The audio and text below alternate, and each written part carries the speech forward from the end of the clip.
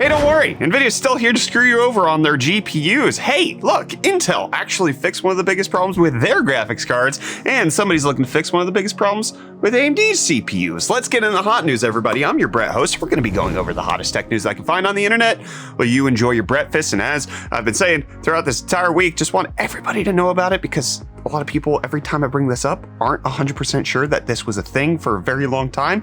Hot News is available as a podcast. You can get it on your favorite podcast platforms, Apple Podcasts, Spotify, Stitcher, wherever you want to find your podcast. Links will be in the video description for you to check out. And let's check out some details on the 4070 Ti, which we're expecting to be launched at CES on January 3rd with the sale date of January 5th. And we're finding out a lot of details that just prove Nvidia really just doesn't care about the consumer, didn't learn any lessons from them unlaunching the 4080 12 gig, and really, honestly, probably just did this to make it so that AMD couldn't say that their GPU beat a 4080. Instead, it only beats a 4070 Ti. So what we found out specifically is that because of a colorful GPU listing, that the specs on the 4070 Ti are officially the same thing as the 4080 12 gig that no longer exists, down to the amount of CUDA cores, the die size, as well as the RAM and the clock speeds. The 4070 Ti is the 4080 12 gig. This was expected. A lot of people thought Nvidia was going to do this, that they weren't going to change the 4080 12 gig, and really it was just going to be a renaming. But I think one of the things that I was hoping in my heart was that Nvidia was going to realize, hey, especially with the launch of the 4080 16 gig not going so well, sitting on retailer shelves, people not really wanting to buy it, scalpers not even getting a good price on it, AMD releasing some beefy cards, that maybe the price point is the problem, not the name. Calling it a 4080 12 gig, and if you had sold it for $500, people would have been ecstatic. But of course, Nvidia is not going to do that, because the reports that are coming out now is that the 4070 Ti is gonna cost $899, which, in case you don't remember, was the exact MSRP of the 4080 12 gig. Nothing has changed. Nvidia is not learning any lessons. They're just going to try to subject your wallet to more torture, and especially with all of the benchmarks that were coming out of the 7900 XTX, it really just baffles the mind how Nvidia thinks this is going to go over well. The 7900 XTX looks like it goes toe-to-toe with the 4080 and probably beats it in a lot of scenarios. The XT is a few percentage points short of that. The 4070 Ti is 30% slower than the 4080. It's not anywhere in the same ballpark. Yes, this might be a better price to performance if you're only looking at Nvidia's offerings, but if you compare it to the AMD chips, which we don't have third-party benchmarks for, so take this all with a grain of salt. Maybe it could potentially change, especially if AMD's drivers are bad.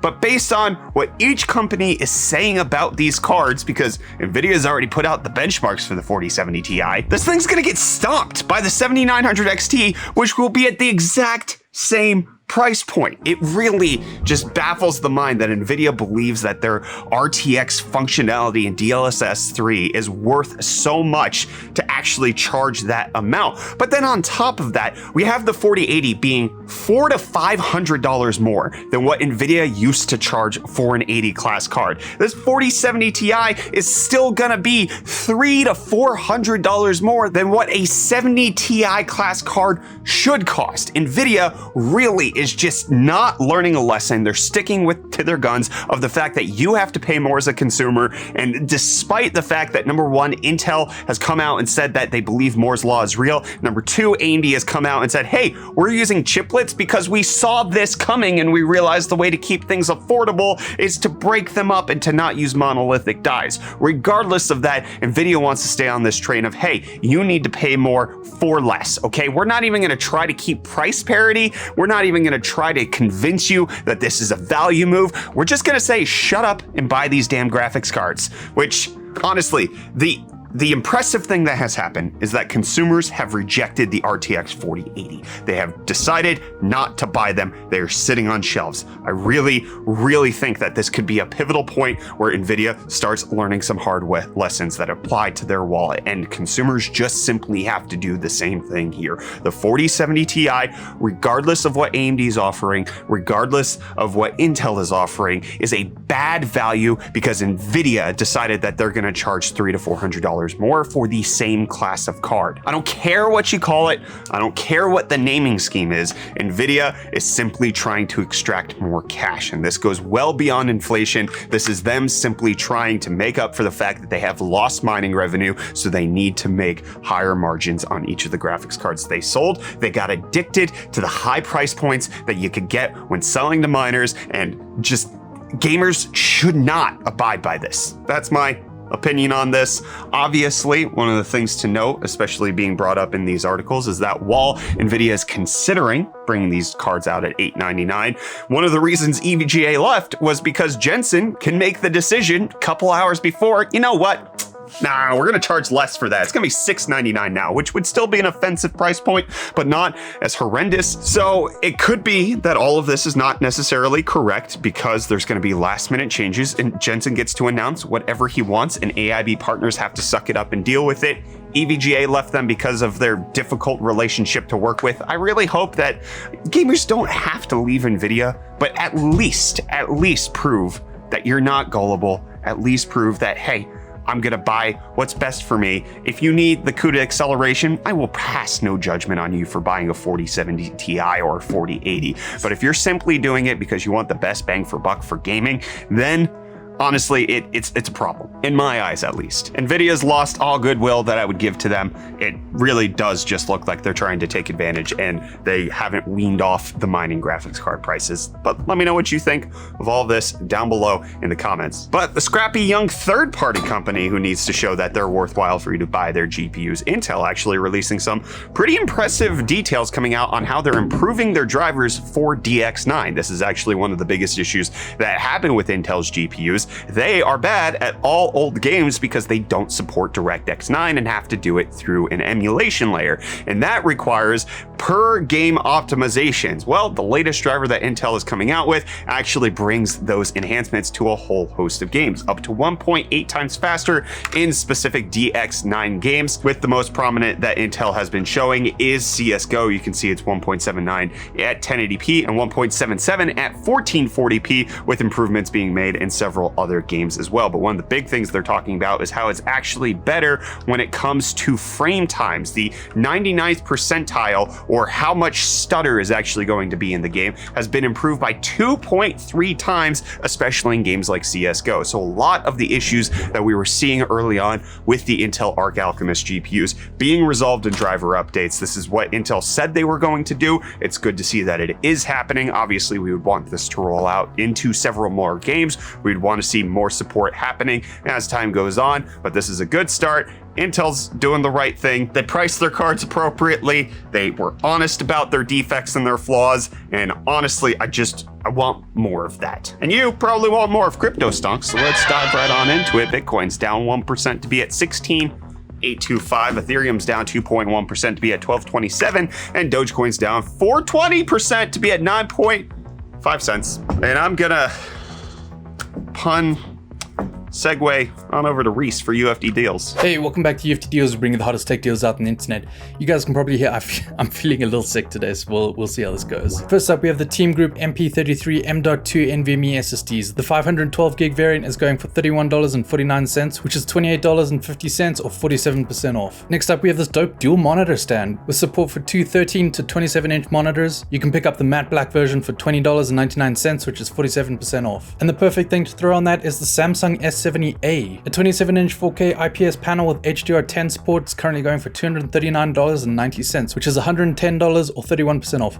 What makes me mad is like this not on special is the current best price that I could get for my monitor here in South Africa, which is considered the cheapest like entry-level 4K monitor here. So it just makes me a wee bit mad. And like always, you guys can find the links to these and more in the video description. And until next time, I'll see you tomorrow, kinda.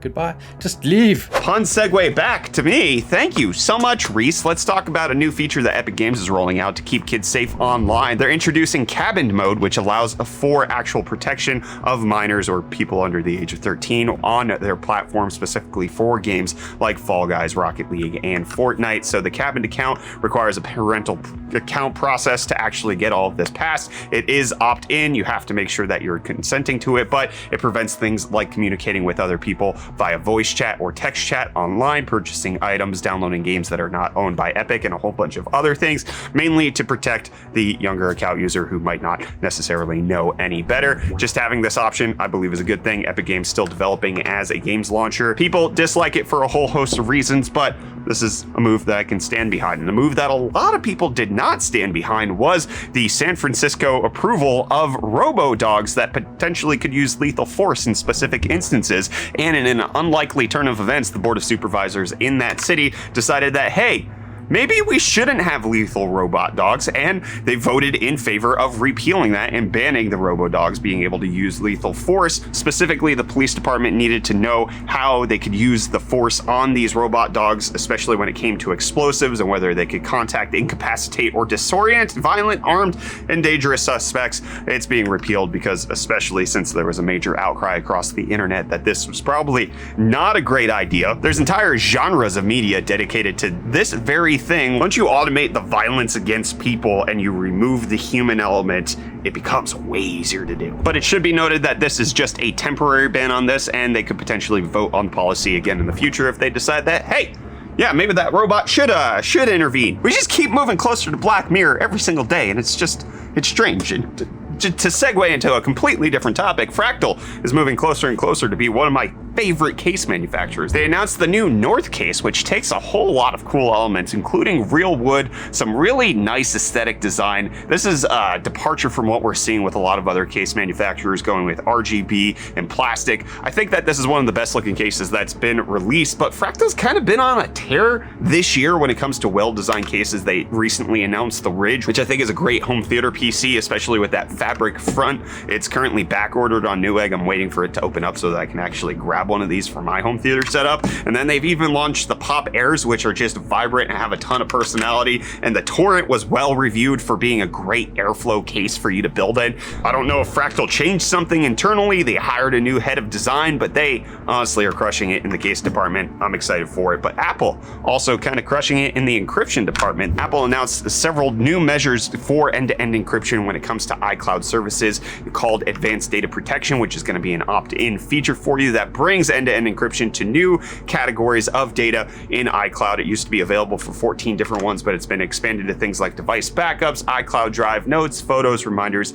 etc. And it's so that they can keep your data secure. And again, it will be opt-in only. And because Apple's not going to hold the key to any of this, if you lose your access to the certified device, then you're not going to be able to access your data anymore. So they walk you through how you can have a recovery contact or a recovery key to make sure that you're safe in the event of you losing the device. Also, they announced security key support for Apple 2-factor. So now third-party security keys can be used when it comes to securing Apple ID and iCloud accounts. You see these all over. Something like a YubiKey can now be used with Apple, as well as them rolling out iMessage contact key verification. So Apple taking a lot of security feature updates seriously, rolling them out, bringing more end-to-end encryption. Seems to be for the benefit of a lot of users. And Corsair wants to benefit your eyeballs with their bendy display. They kind of showed this off earlier this year, but now we have a release date and a price point. Comes out in a week, December 15th, and it's going to cost $19.99, which is just too much money for my blood, but it's a 45-inch bendable gaming monitor. I guess if you need it, $2,000's a lot of money. Somebody's got to buy it. I might buy it. Probably not. I can't convince me. I might, maybe to like do a video on, no. I'm not going to talk myself into it. It's a WOLED panel, 1440p, 240 hertz, 1000 nits peak brightness, HDR, all of the good stuff. It looks cool. It's a gimmick. just like a whole lot of expensive stuff. But one of the things that people want to protect when it comes to their expensive stuff is their Ryzen 7000 chips. One of the things that a lot of people complained about with the design of the Ryzen 7000 CPUs is that they have all of these little ridges for you to squish thermal paste into, or potentially to do something to these edges of the CPUs that could potentially cause harm or at least cause some ugliness. And now Aqua Computers is going to be offering a sealing frame for you to put around the AM5 chip to protect those little contacts and make sure everything is sealed off in case you want to do things like liquid nitrogen cooling. You want to make sure no condensation gets on there, but also in case you want a clean application of thermal paste, this will help with that. It's only going to be available in the EU right now for 6.9 euro, so it's not necessarily clear if it's going to roll out to the US at some point, but I would love to see it. Would you love to see it? Let me know down below in the comments, and I'm gonna go because hot news is over. I went on a whole Nvidia rant. See you tomorrow.